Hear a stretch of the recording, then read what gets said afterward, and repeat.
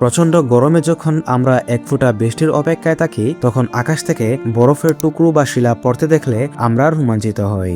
ছোটবেলায় শিলা কুড়ানোর স্মৃতি আমাদের সবারই আছে, কিন্তু কখনো কি ভেবে দেখেছেন গ্রীষ্মের এই প্রচণ্ড তাপদাহের মাঝে আকাশের উপরতলায় এমন কি ঘটে যা পানিকে মুহূর্তেই শক্ত বরফে পরিণত করে? কেন সাধারণ বৃষ্টির বদলে আকাশ থেকে এই বরফ পাথর দেয়ে আসে? সারফেসপিডিয়ার আজকের ভিডিওতে আমরা শিলাবৃষ্টির একদম গভীরে গিয়ে এর পেছনের অবিশ্বাস্য বিজ্ঞানটি উন্মোচন করব। শিলাবৃষ্টি হওয়ার জন্য সাধারণ মেঘ যথেষ্ট নয়, এর জন্য প্রয়োজন এক বিশেষ ধরনের মেঘ, যাকে বিজ্ঞানের ভাষায় বলা হয় কিউমুলুনিম্বাস মেঘ। এই মেঘগুলো ভূমি থেকে শুরু হয়ে আকাশের প্রায় 10 থেকে 15 কিলোমিটার উপর পর্যন্ত বিস্তৃত হতে পারে। আশ্চর্যের বিষয় হলো, এই মেঘের উপরের অংশের তাপমাত্রা থাকে -40 থেকে -60 ডিগ্রি সেলসিয়াস পর্যন্ত। অর্থাৎ নিচের দিকে যখন আমরা গরমে ঘামছি, ঠিক তার কয়েক কিলোমিটার উপরেই চলছে হাড় কাঁপানো শীত। যখন মাটি থেকে গরম বাতাস অত্যন্ত দ্রুত গতিতে উপরের দিকে উঠে, যাকে বলা হয় আপড্রাফট, তখন এটি সাথে করে জলীয় বাষ্পকেও উপরের সেই হিমশীতল স্তরে নিয়ে যায়। মেঘের একদম উপরে জলীয় বাষ্প সরাসরি বরফে পরিণত হয় না, সেখানে পানির কণাগুলো হিমাঙ্কের নিচে থাকার পরও তরল অবস্থায় থাকে।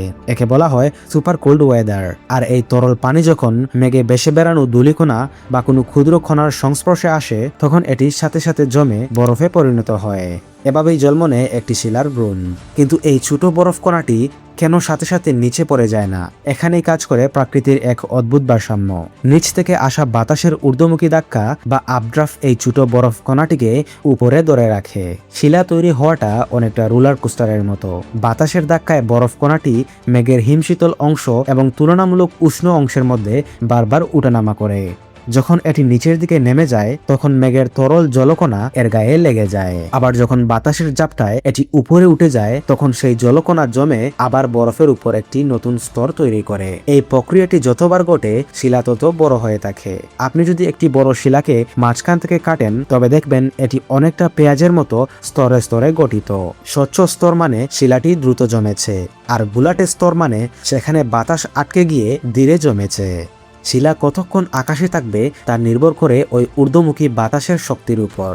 যদি বাতাস খুব শক্তিশালী হয়, তবে শিলাটি দীর্ঘক্ষণ উপরে থাকে এবং আকারে অনেক বড় হয়ে যায়। কিন্তু একসময় শিলাটি এতই ভারী হয়ে যায় যে পৃথিবীর মধ্যাকর্ষণ বলের কাছে বাতাসের ধাক্কায় হেরে যায়। তখন এটি ঘন্টায় 100 থেকে 160 কিলোমিটার বেগে নিচের দিকে ধেয়ে আসে। এই বিধ্বংসী গতি আর শিলার কঠিন আঘাত ফসলের মাঠ নষ্ট করে দেয়, ঘরবাড়ির টিনের চাল ফুটো করে দেয় এবং গবাদি পশুর জন্য মারাত্মক ঝুঁকি তৈরি করে।